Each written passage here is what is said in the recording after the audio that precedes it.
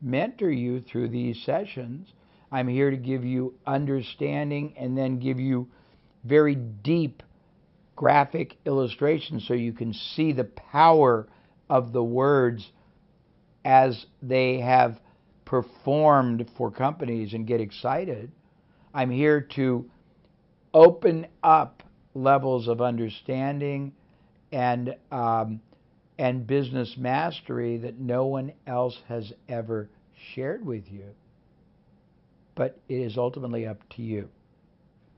So let's keep talking about marketing. But remember, I'm going to give you 8 or 9 powerful drivers, and then I'm going to move you to a whole different set of drivers. But all of these, if you don't understand them before you start, you will underperform the potential of your business and of your life and of your income and of your ability to control that life. So in marketing, first thing is understanding the 3 ways to grow a business.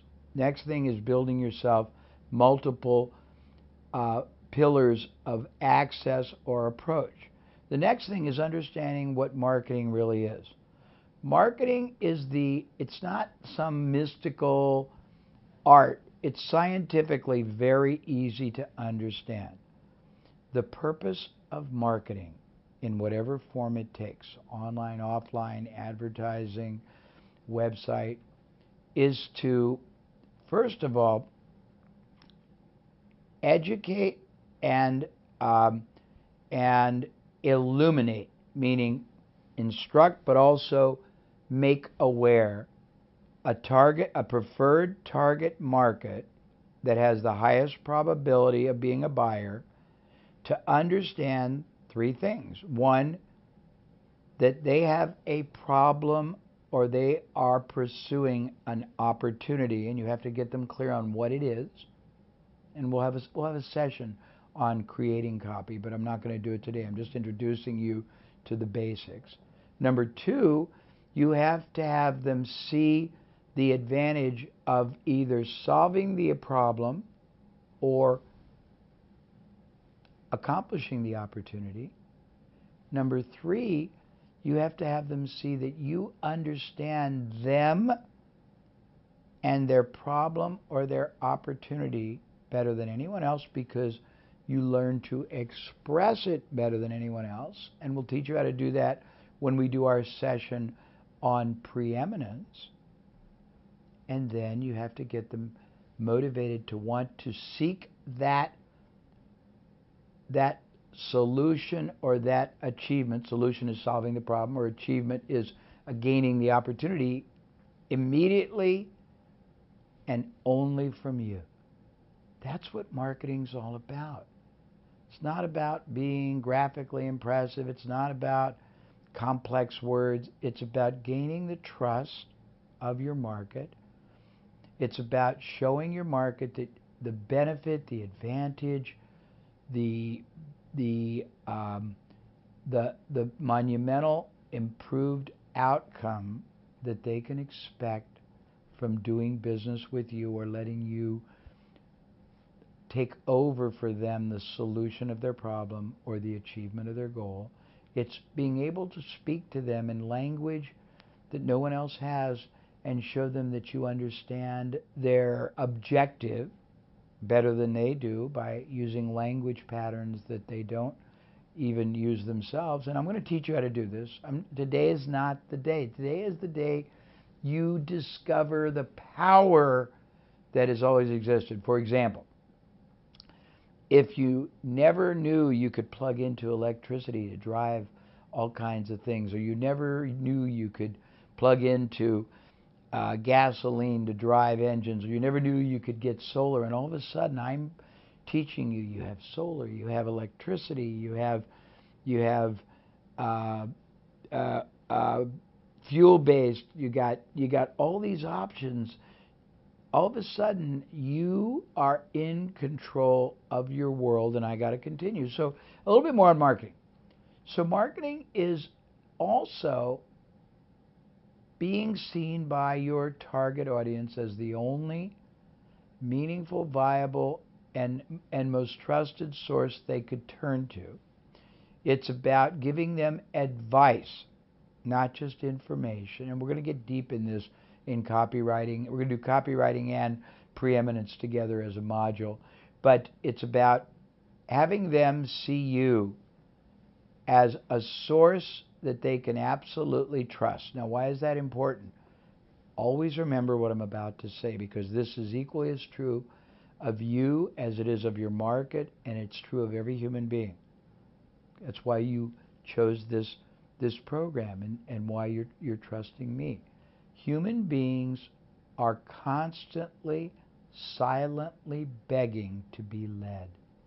They want someone to lead them to answers, to lead them to solutions, to lead them to ways to realize opportunities, but they only trust people who they feel have their best interests at heart. This is at the very bedrock, the very foundation of the psychology of the human being, and it's true in Japan, it's true in Singapore, it's true in Los Angeles, New York, London. It's a human distinction. So back to marketing. One of the ways you do that, and we're not going to get deep today, but it is understanding what's called risk reversal. In any interaction between any two individuals or entities, there is always risk. And there usually are two kinds of risk. There is tangible risk. You spend money and you don't get the outcome you want. And there is intangible risk. You make a decision and spend money and you look stupid. Or if it's a big company, you buy software or a cloud-based solution and it doesn't work and they mess up your whole business and your business gets blown up. Or if it's hiring the wrong person, you get blamed and you get fired. And so there's always risk in anything we do, including friendship, romance.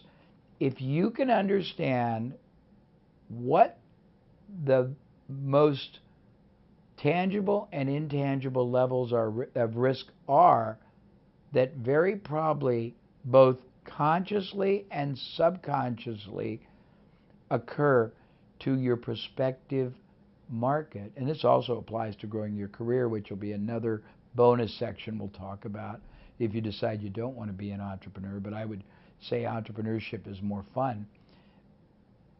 If you can understand the risks and you can relieve, eliminate, reduce, or totally overcome them for somebody and make it easier to say yes than no, you will enjoy even more of this success-favored outcome that I talked about. You want to make success a more likely outcome than failure. Okay, so marketing has all these cool components.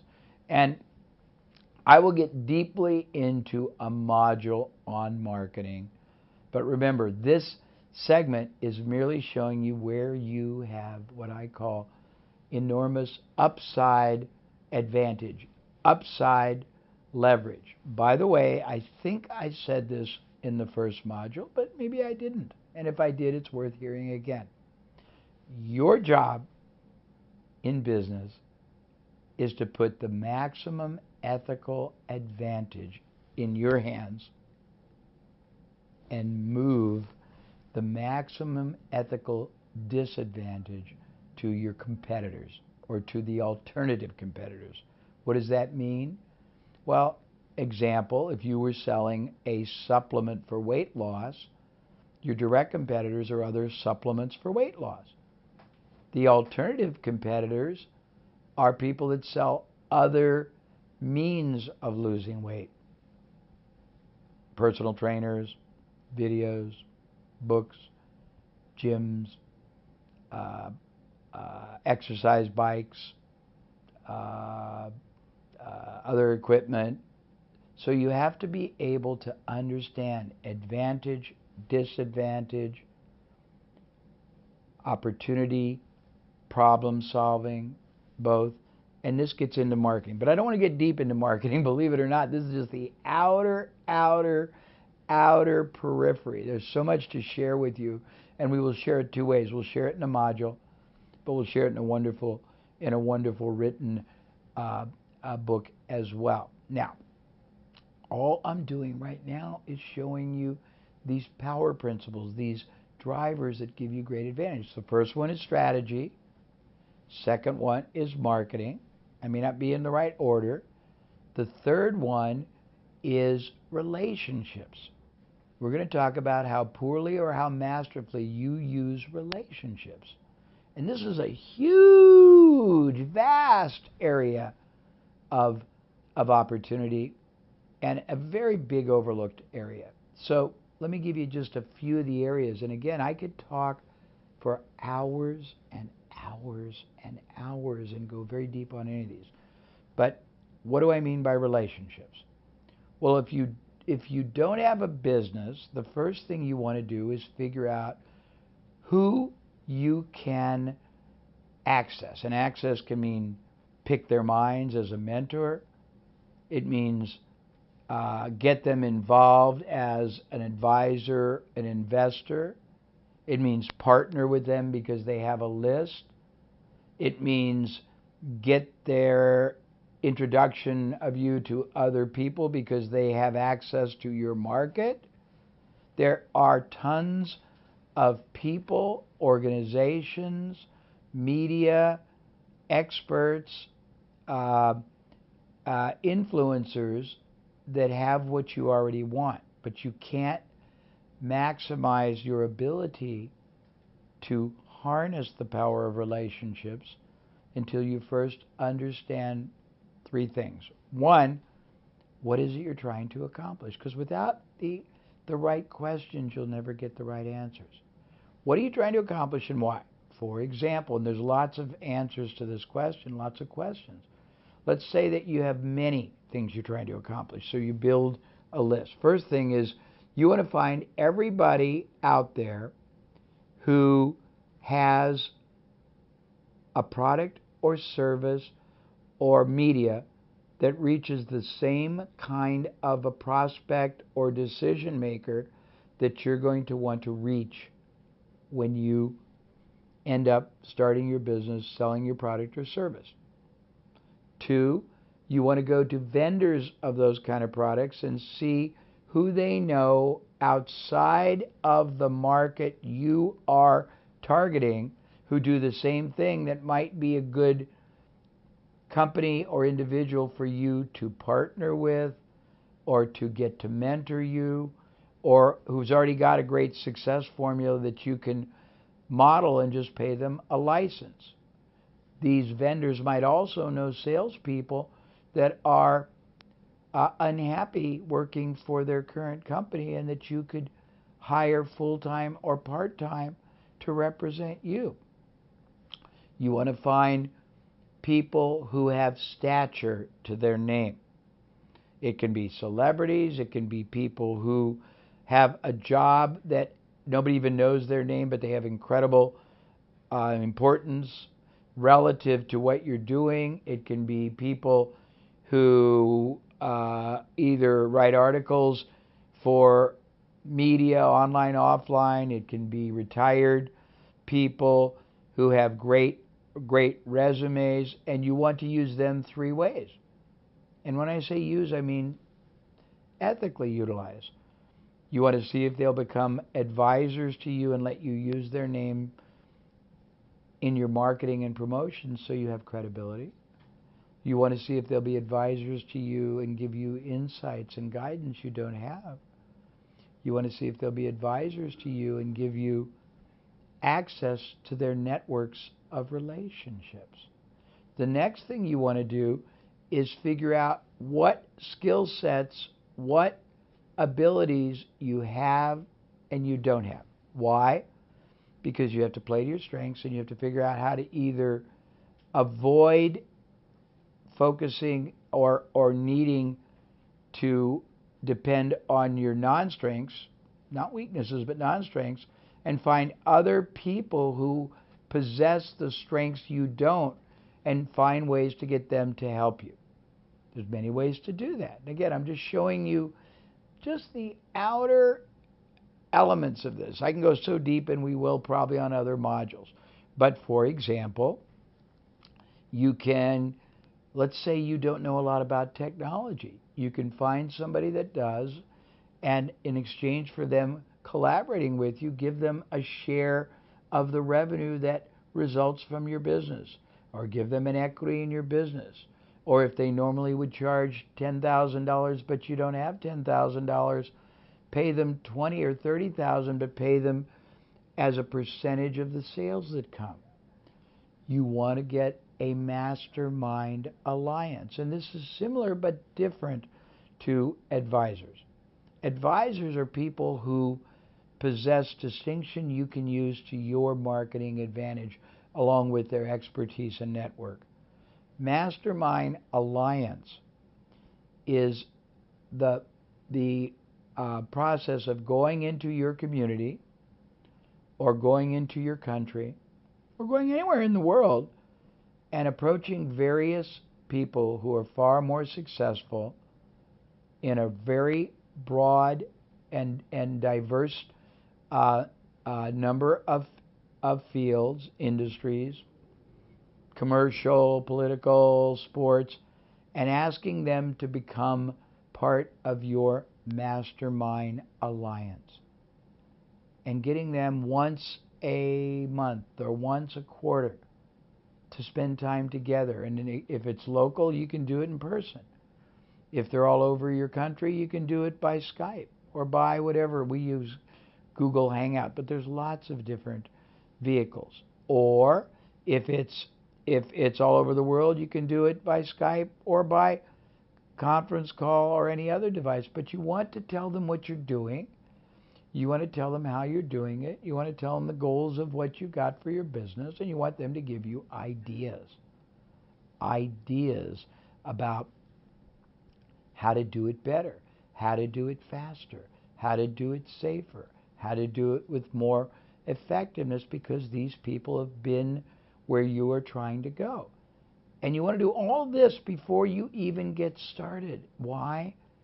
Because by taking advantage of all these drivers, of all these power principles, of all these catapult or springboards that will propel and hurdle your success probability higher, everything you do will perform better.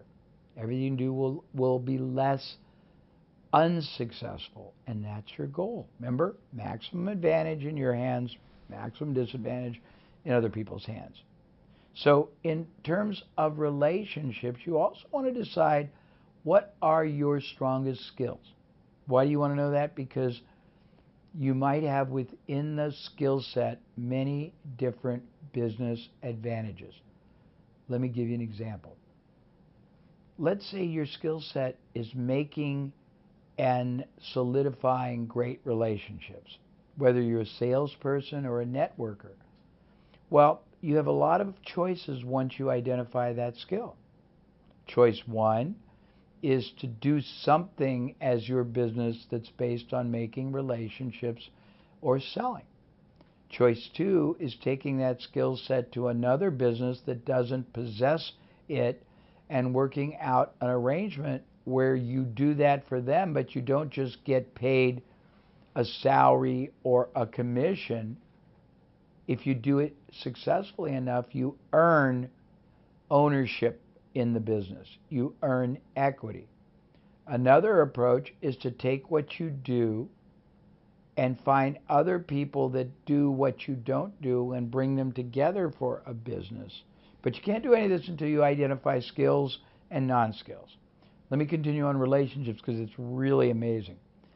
If you start a business, or you can go to anybody's business, if you analyze three things: where they get their buyers, how many different, let me see if I can use the simple terminology, how many different buying cycles there are within their buyer base, and I'll explain this in a minute. And finally, concentrations of types of buyers that that company doesn't know about. You can help them specialize. Let me give you an example. Most businesses don't have a clue of the following. They don't know what kind of buyers are the most valuable.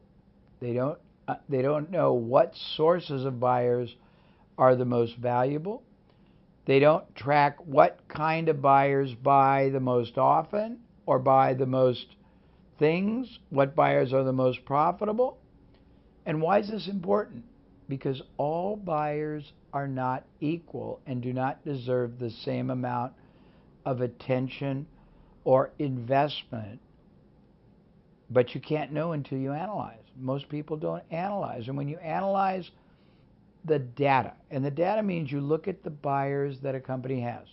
You go to a company and say, I'm going to find you hundreds of thousands or millions of dollars of opportunity you didn't even know exist. And as you're doing this, you're learning how to do it for all kinds of other people. You're learning where you can do it permanently for that company or lots of other companies like it around the country, around the world. But here's what you will find. You will find that certain types of ads or certain types of marketing or certain sources of marketing produce either a higher or a lower quality of buyer. This is very interesting. Certain kinds of marketing may actually produce somebody who's more profitable right away, but that buyer may not buy as many things for as long a time as somebody that came from another source. And if you don't know that, you might think, hey, the buyers from this magazine are great, when in fact they're only great because they make you profit one time, but they don't buy over and over again. Another source of buyer, maybe trade shows or your blog readers, might be less profitable initially, but buy more things more often for longer, but nobody knows that. Finally, you might have a category of buyer. Maybe for whatever reason, the product or company or product or service that a company, and I'm assuming you're working with another company because you were talking about starting a business, or you're looking at buying someone's business, so you want to analyze this before you buy. They may accidentally and unknowingly have a huge number of doctors as their buyers, even though they don't sell to doctors intentionally. Well, if that's the case, you know that that product or service really appeals to doctors. You can start targeting doctors. But this concept of relationship leverage, of maximizing relationships, is profound. It's enormous, and it goes even deeper. You can go to anyone and everyone you know and ask them who they know, and then you fill in the blank because it depends on what you're doing. If you're going to start a business from scratch, who they know who would be a good prospective buyer or client for you, or who they know who would be a good prospective investor for you, or who they know who would be a good introducer for you to other people that would be good buyers. And I can just take this concept, it's like a font, it's like a fountain that has cascading flows, and it's just infinite in what you can do with it when you understand it. And again, I can go deep and long. I could speak for 2, 3, 4, 5 hours just on relationship, but we're talking about levers: strategy, marketing,